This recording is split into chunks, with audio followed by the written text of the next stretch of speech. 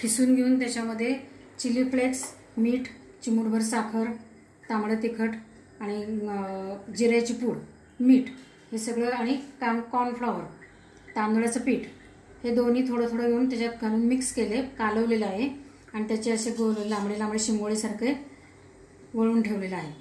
आता कढईत तेल घ्यायचं आणि ते गरम करत ठेवलेलं आहे।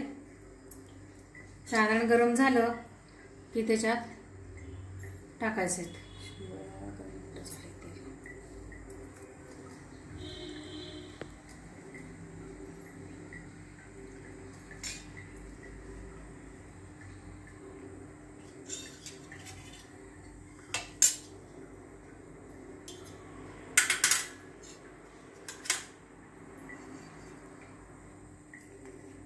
गरम व्हायला लागलं की हळूहळू हलवून घ्यायचे ते।